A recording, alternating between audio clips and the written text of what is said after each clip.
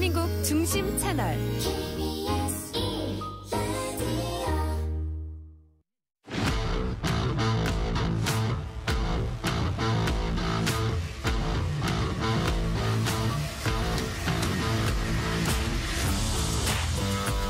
한상원의 스포츠.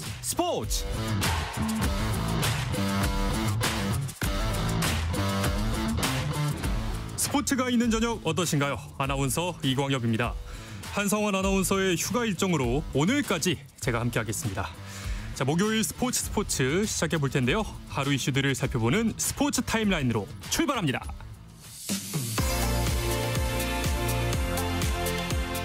프로축구 K리그가 잠시 휴식기에 들어간 가운데 유럽 명문 구단들이 연이어 한국을 방문해 여름 무더위를 잊게 할 축구 축제를 펼칩니다. 어제 뉴캐슬 대 팀 K리그 경기에 이어서 오늘은 현재 바르셀로나 대 서울의 경기가 펼쳐지고 있고 이어서 토트넘 대 뉴캐슬의 경기도 예정돼 있는데요. 홍콩에서는 토트넘이 북런던 더비를 치르고 있어서 눈길을 모으고 있습니다. 이 소식은 잠시 후에 자세하게 전해드립니다. 손아섭이 한화로 향합니다. 프로야구 한화가 트레이드 마감 시한 직전 NC와 트레이드를 진행했습니다. NC는 손아섭을 내주는 대신 2026 KBO 신인 드래프트 3라운드 지명권 한 장과 현금 3억 원을 받기로 합의했습니다. 창원시가 프로야구 NC의 연고지 정착을 위해 NC파크의 시설 개선 등 향후 20년간 총 1,346억 원을 투입하는 지원안을 내놨습니다. 메이저리그 샌프란시스코의 이정후가 피츠버그전에서 2경기 연속 무안타로 침묵해 시즌 타율은 2할 4푼 8리로 떨어졌고 샌프란시스코는 승부치기 끝에 1대2로 져 6연패에 빠졌습니다.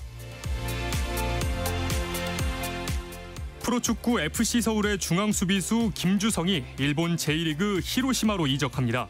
서울 구단은 일본 제1리그 히로시마와 김주성 이적에 합의했다고 발표했습니다. 세계 수영 선수권 대회 남자 배영 200m에서 이주호가 1분 56초 50 전체 5위의 기록으로 준결승 진출에 성공했습니다. 펜싱 세계 선수권 대회에서 전하영, 최세빈, 김정미, 서지연으로 구성된 여자 사브르 대표팀이 단체전 은메달을 획득했습니다.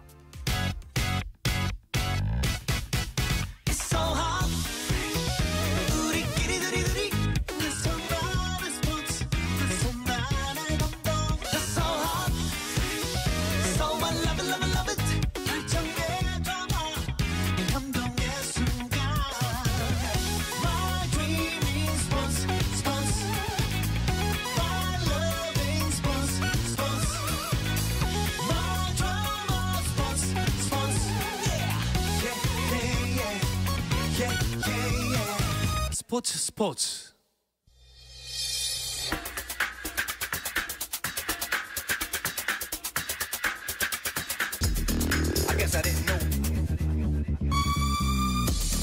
목요일에 전하는 해외 축구 이야기 해축통신 시작하겠습니다. 자, 오늘은 새로운 조합의 두 분과 함께합니다.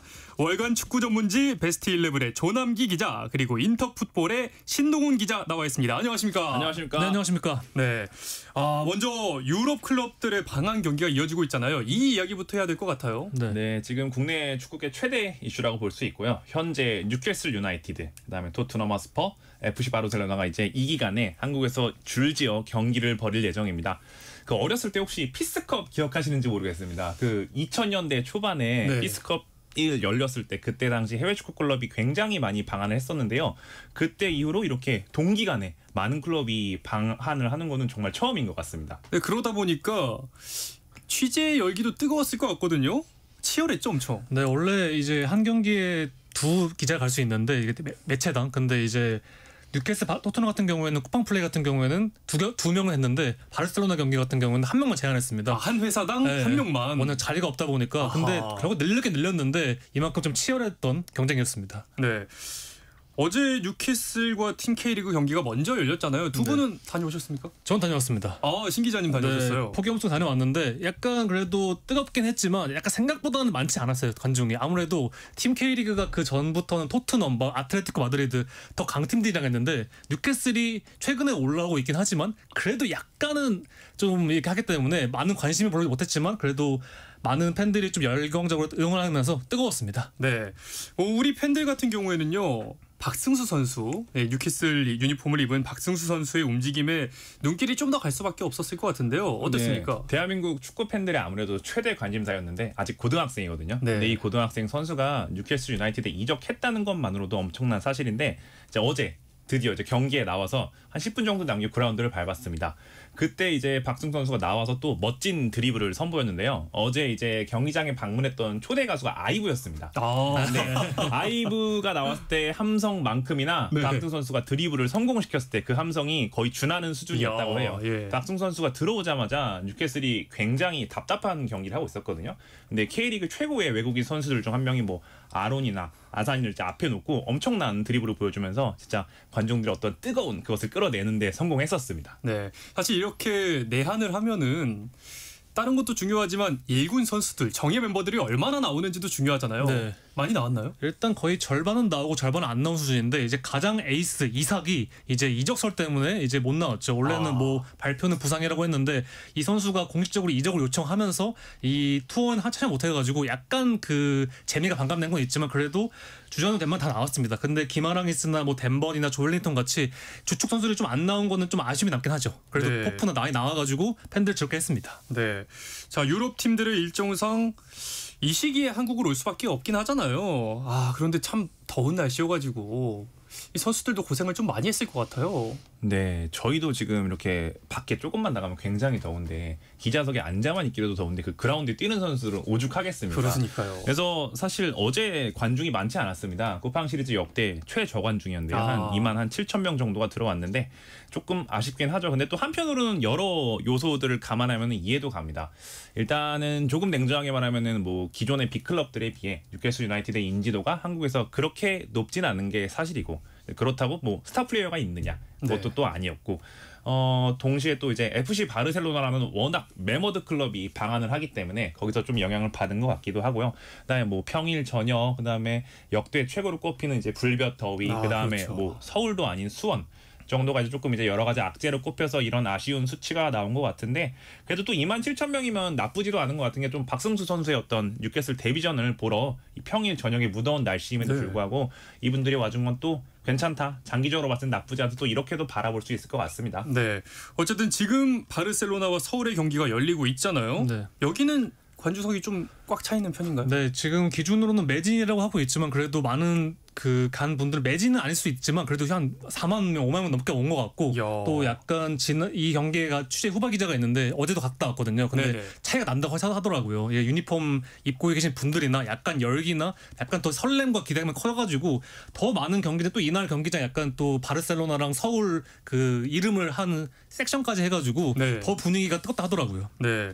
그리고 야말 선수와 링가드 선수의 만남만으로도 축구 팬들의 시선을 끌기에는 정말 뭐 말이 뭐예요? 약간 이런 느낌이긴 하잖아요. 맞습니다. 축구는 팀 스포츠이기도 하지만 동시에 어떤 슈퍼스타를 사랑하는 스포츠이기도 합니다.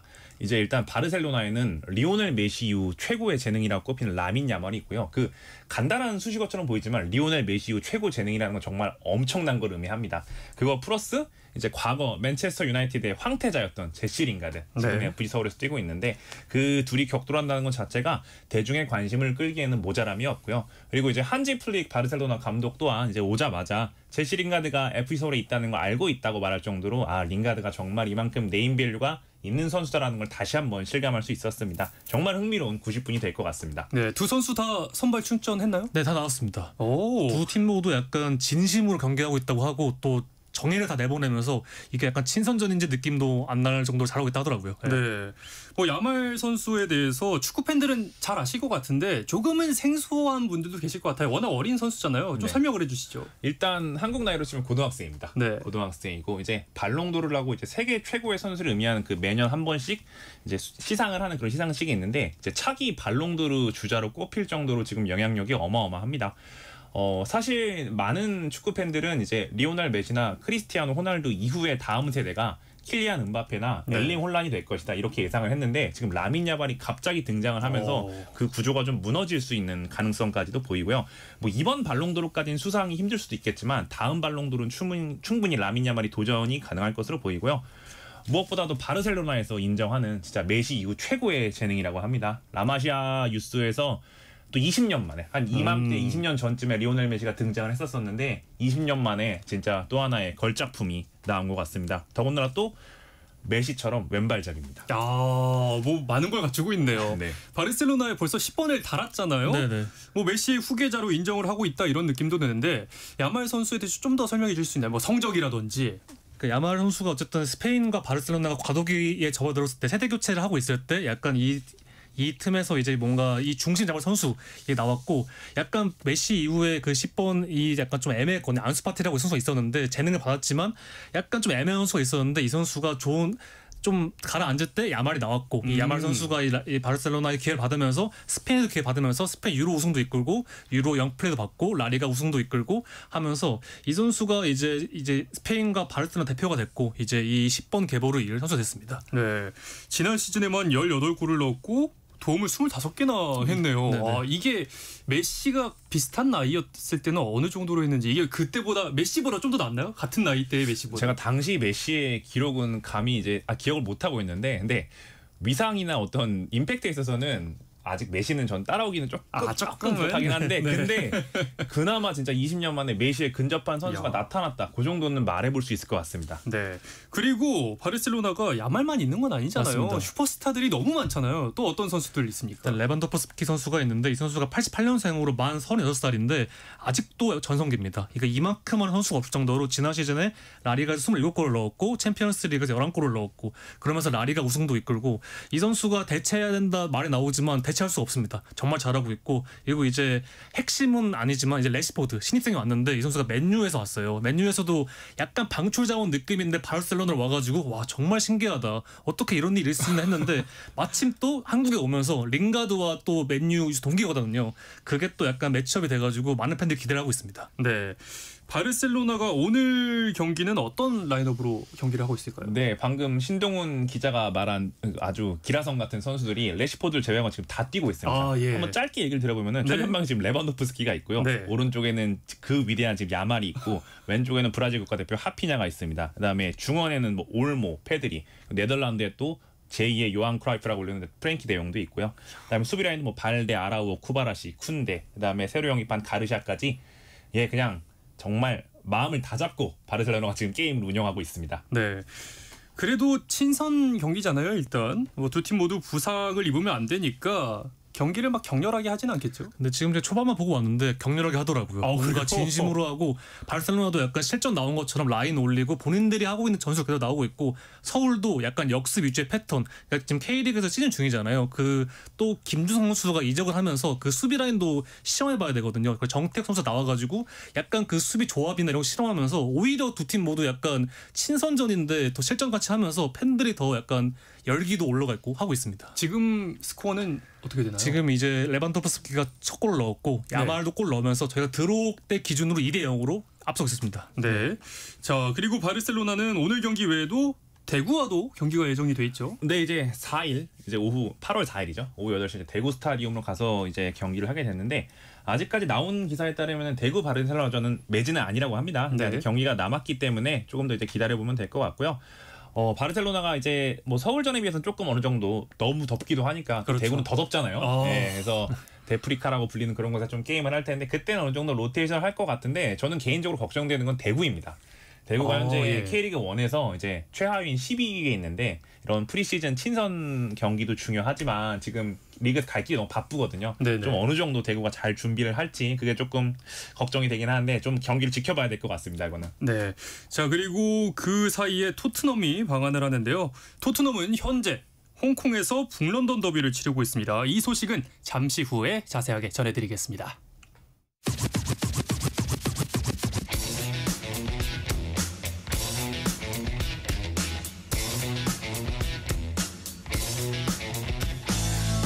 짜릿함이 살아있는 시간 한상원의 스포츠. 네, 프로야구 경기 상황 정리해드리고 축구 이야기 이어가도록 하겠습니다. 자, 연패 탈출이 절실한 기아 경기부터 함께 살펴보겠습니다. 콜어빈 선발의 두산을 상대하고 있는데요. 현재 경기는 2대2로 두산과 기아가 동점을 이루고 있습니다. 자, 이어서 7위 기아의 승차 없는 8위 NC의 경기도 살펴보겠습니다. 데이비슨을 선발로 세운 롯데와의 주중 경기를 이어가고 있는데요. 경기는 현재 4대9로 롯데가 5점 앞서고 있습니다. 자, 다음으로 LG의 2경기 차로 쫓기고 있는 선두 한화의 경기 살펴보겠습니다. 삼성과의 경기고요. 와이스를 선발로 연승을 노리는데요. 현재 경기 1대6으로 삼성을 5점 차로 따돌리고 한화가 5점 차로 앞서가고 있습니다. LG와의 경기도 살펴보겠습니다. KT와의 경기, 송승기 대 헤이수스의 선발 맞대결. 현재 경기는요 16대 0입니다. LG가 16점을 앞서가고 있습니다. 마지막으로 키움 대 SSG의 경기도 살펴보겠습니다. 키움은 원종현 그리고 SSG의 마운드는 이로운이 올라와 있는 상황이고요. 현재 경기는 2대2로 정점을 이루고 있습니다.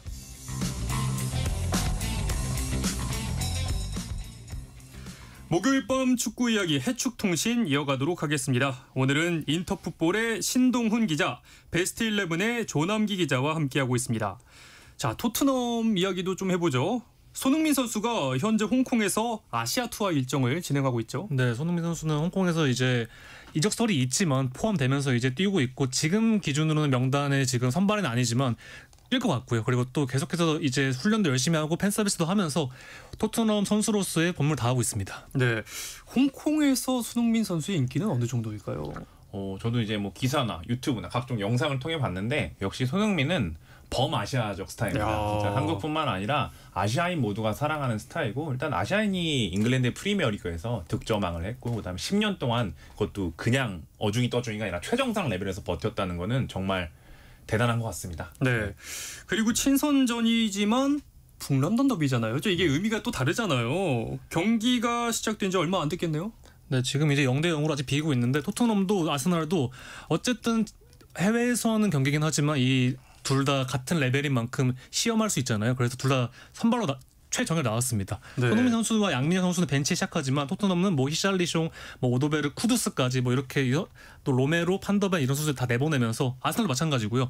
그러면서 좀 치열한 대결이 예상되고 있습니다. 아스날도 혹시 선발 라인업 좀 얘기해 주실 수 네, 있나요? 하베르츠, 사카, 라이스, 뇌르고르, 뭐 키비오르, 살리바, 화이트 이 선수들이 또 네르고르 같은 선수는 신입생이거든요. 네. 또 테스트 해보면서 약간 둘 다 똑같이 친선전 느낌이 아니라 또 실전 같이 하고 있습니다. 네.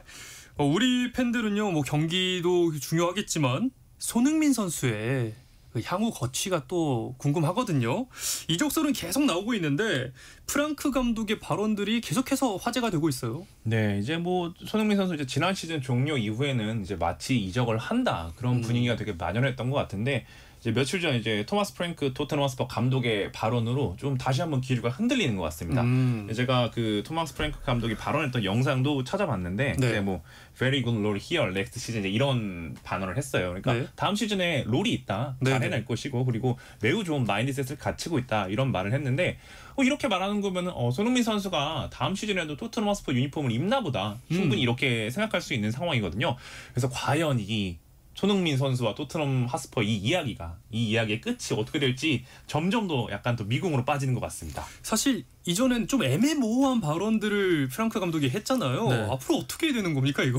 프랭크 감독이 초반에는 아예 언급을 안 하거나 그냥 웬만하면 답변을 꺼렸는데 이제는 좀 하는 거 보니까 이게 뭐 어떤 쪽에서는 뭐 몸값을 더 올리기 위한 수단을 할 수 있겠지만 제 생각에는 구상에 포함돼 있습니다. 근데 이적을 할 수도 있겠지만 구상에 포함돼 있고 손흥민 선수가 뭐 당장 팔아야 된다, 내보내야 되는 선수 아니기 때문에 내 구상에는 있고 쓸 생각은 있는데 모든 건 선수 결정. 선수가 만약에 떠난다면 떠나는 거고 근데 감독 구상에는 지금 신입 감독도 어쨌든 처음 왔으니까 잘 팀 모르잖아요. 근데 팀을 10년 동안 이끌고 에이스고 주장이고 아이콘인 선수가 이 팀에 있으면 더 도움 되니까 내 구상에는 있는데 내 구단 결정 또 선수 결정에는 따르겠다 이런 의미인 것 같아요. 네.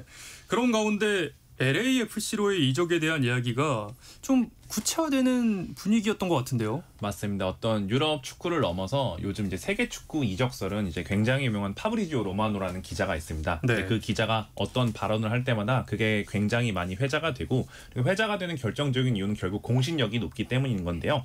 일단 로마노가 최근에 이제 LAFC가 손흥민을 향해 제안을 했다 이런 말을 했습니다. 그렇기 때문에 어느 정도 이게 실체가 있는 이야기구나 이런 말은 좀 퍼진 것 같은데, 사실 지난 시즌 중에 로마노가 그런 말을 했던 적도 있습니다. 바이에른 뮌헨이 김민재 이적을 이제 닫아놓은 게 아니라 열어는 둔다. 약간 그 손흥민 선수의 LAFC 이적설도 그 정도 레벨로 좀 바라봐 주시면 될 것 같아요. 뭔가 뭐 닫혀 있다기보다는 열려 있었고, 사실 이적 시장이 이제 열리면은 선수가 이적을 하지 않더라도 클럽과 클럽 간에 상당히 수도 없이 많은 이야기가 오갑니다. 그렇죠. 근데 그런 내용의 좀 그런 레벨의 발언인 것 같은데, 조금 이제 손흥민 선수에 대한 관심이 워낙 높다 보니까 LAFC가 계속 나오고 있는데, 저는 아직까지는 좀 개인적으로 조심스럽게 바라보고 있는 입장입니다. 네. 또 미국행에 대한 협상이 이루어지기엔 시간이 촉박하다 이런 이야기도 있더라고요. 네, 왜냐면 이게 아시아 투어를 이미 하고 있고 그 끝나면은 이제 8월 5일쯤에 돌아오는데 이제 MLS 이적 시장은 17일이 남거든요. 그러면 그 사이 안에 막 이적료 아니면 뭐 계약 기간, 연봉 다 협상하기엔 좀 부족하다는 의견이 있는데, 그래서 일각에서는 좀 미리 이미 합의가 되고 아시아 투어는 뭔가 손해를 보기 싫어. 왜냐면 손흥민 선수 아이콘이니까 이 선수가 없이 아시아 투어를 한다? 그건 또 흥행이나 이런 거에 또 계약 조건에 이런 거에 또 할 수 있기 때문에 이미 좀 협의가 된 상태에서 하는 것이 아니냐는 의견도 있는데, 저도 조심스럽게 개인적 판단에는 아직까지 뭔가 딱히 뭐 그런 건 없고, 대신에 LAFC가 관심 정도, 그러니까 이적할 때 관심이 있고 제한이 있고 이제 구체적인 대화가 있잖아요. 네. 이제 약간 관심 정도를 표했고 손흥민 측도 그걸 좀 알고 있고 딱 그 정도의 단계인 것 같고, 저는 이적에 대해서도 뭐 이게 17일 남은 게 짧다면 짧지만 그래도 많은 하루만 해도 이럴 수 있는 거기 때문에 저는 뭐 이 아시아 투어가 끝나고 뭔가 본격적으로 뭔가 간다 안 간다가 결정될 것 같습니다. 그 이야기가 아시아 투어 끝나고 나올 수 있을 것 같다 이런 얘기도 해주셨습니다. 김민재 선수와 이강인 선수도 이적설이 뭐 다양하게 나왔었는데 지금은 좀 뜸한 것 같아요. 이제 일단 바이에른 뮌헨과 파리 생제르맹 소속 선수들의 이적설이 뜸할 수밖에 없는 이유가 클럽 월드컵 때문에 일정이 끝난 지가 얼마 안 됐습니다. 이제 막 미네는 이제 8강까지 갔고 PSG는 다들 잘 아시다시피 이제 결승전까지 갔었기 때문에 이제야 좀 선수들이 휴가를 마치고 좀 돌아오는 상황인 거고요. 이제 미네는 이제 슬슬 소집을 하고 있다고 합니다. 이제 조만간 이제 클럽하우스에서 훈련도 하고 뭐 프랑스의 올랭피크 리옹을 상대로 또 평가전도 치를 텐데, 김민재 선수는 아직까지 뭐 이적설이 만연하긴 했지만 그렇다고 구체화된 움직임이 뭐가 있거나 하지는 않습니다. 일단은 뭐 독일에 잘 소집이 돼서 원만하게 일단 시즌을 준비하는 걸로 일단 이야기가 되고 있는데, 이강인 선수도 마찬가지입니다. 한때 뭐 나폴리 이적설이 많이 있다, 뭐 케빈 더브라이너랑 뛰게 될 것이다 이런 말도 말했는데, 최근 프랑스 매치의 기류는 또 아직까지 PSG에 들어온 공식적인 제안이 없다 했는데, 딱 두 선수의 이적설은 지금 이 순간에는 그 정도 레벨에 머물러 있는 것 같습니다. 네. 그리고 홍현석 선수는 프랑스로 갑니다. 낭트로 둥지를 옮겼죠. 네, 권혁규 선수에 이어서 낭트로 갔고, 이 선수가 어쨌든 헨트에서 넘어왔을 때만 해도 마인츠 왔을 때만 해도 이재성과 약간 코리안 듀오로서 활약할 수 있을 거라 봤는데, 초반에는 기회 얻었지만 이제 인상을 못 남기면서 벤치로 밀렸고, 또 그 사이에 마인츠가 워낙 잘 나가가지고 이 뭔가 변화를 줄 수 있는 게 없었어요. 그러다 보니까 벤치 머물기 되게 길었고, 후반기 돼서야 조금 나왔지만 이제 감독 입장에서는 좀 새로운 선수, 이 다음 시즌에 또 이제 컨퍼런스 리그 나가기 때문에 더 스쿼드 봉환해야 되는데, 약간 밀린 홍영석은 그래도 이제 이적을 좀 추진했고, 그래서 낭트로 갔습니다. 권혁규 선수에 이어서 이 두 선수가 동시에 이제 낭트로 가면서, 낭트가 이제 좀 뭔가 친한파 클럽, 이제 약간 한국인을 좋아하는 클럽이 돼가지고 또 7번 달았거든요. 그리고 또 홍현석은 다음 내년에도 월드컵도 기대해야 되기 때문에 이제 낭트에서 뭔가 부활을 노릴 것 같습니다. 네, 코리안 듀오의 호흡을 볼 수 있을 것 같기도 하고요. 출전 기회를 좀 더 많이 얻을 수 있을 것 같다는 판단에 이런 선택을 했겠죠. 맞습니다. 경기 출전 시간이 가장 중요합니다. 팀의 레벨보다는 내가 경기에 얼마나 많이 뛸 수 있느냐.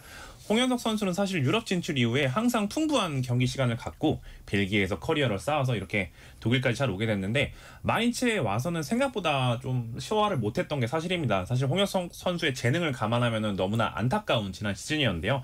낭트에서는 충분히 전 할 수 있을 거라고 봅니다. 그거에 대한 고민과 계산을 충분히 했을 거라고 생각을 하고, 무엇보다 또 이제 마인츠의 이재성 형이 있었다면 이제 여기에서는 권혁규 선수와 이제 같이 호흡을 맞추면서 서로 의지하면서 새롭게 좀 시장을 개척할 수 있는 기회를 잡았다고 생각을 합니다. 그리고 낭트 자체가 지난 시즌에 성적이 그렇게 좋진 않았던 팀이어서 홍현석 선수도 그리고 권혁규 선수도 생각보다 많은 기회를 잡을 수 있을 거라고 생각을 합니다. 네.